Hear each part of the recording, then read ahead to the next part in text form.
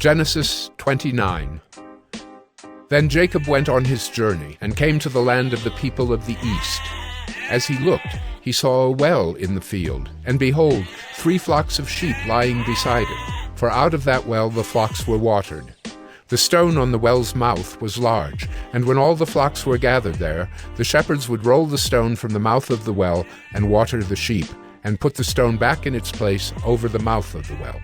Jacob said to them, "My brothers, where do you come from?" They said, "We are from Haran." He said to them, "Do you know Laban, the son of Nahor?" They said, "We know him." He said to them, "Is it well with him?" They said, "It is well, and see, Rachel his daughter is coming with the sheep." He said, "Behold, it is still high day. It is not time for the livestock to be gathered together. Water the sheep and go, pasture them." But they said, "We cannot until all the flocks are gathered together, and the stone is rolled from the mouth of the well. Then we water the sheep." While he was still speaking with them, Rachel came with her father's sheep, for she was a shepherdess.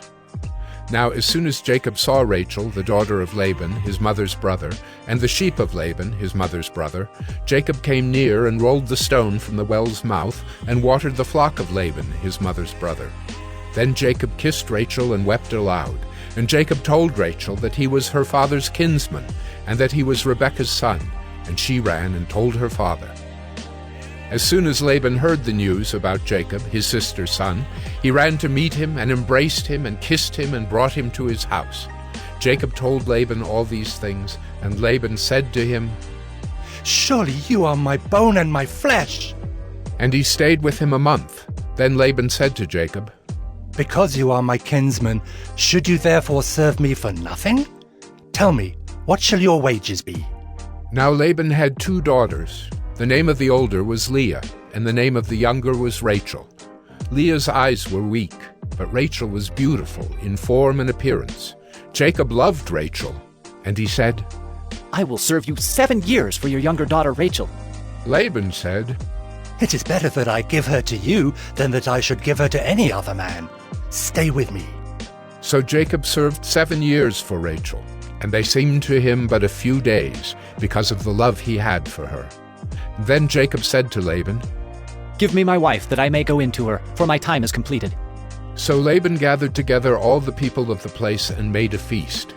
But in the evening he took his daughter Leah and brought her to Jacob, and he went in to her. Laban gave his female servant Zilpah to his daughter Leah to be her servant. And in the morning, behold, it was Leah. And Jacob said to Laban, "What is this you have done to me?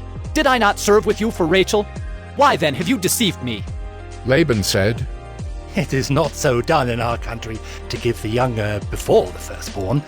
Complete the week of this one, and we will give you the other also in return for serving me another 7 years." Jacob did so, and completed her week. Then Laban gave him his daughter Rachel to be his wife. Laban gave his female servant Bilhah to his daughter Rachel to be her servant. So Jacob went in to Rachel also, and he loved Rachel more than Leah, and served Laban for another 7 years. When the Lord saw that Leah was hated, he opened her womb, but Rachel was barren. And Leah conceived and bore a son, and she called his name Reuben, for she said, "Because the Lord has looked upon my affliction, for now my husband will love me."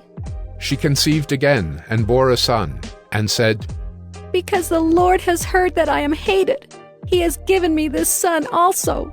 And she called his name Simeon.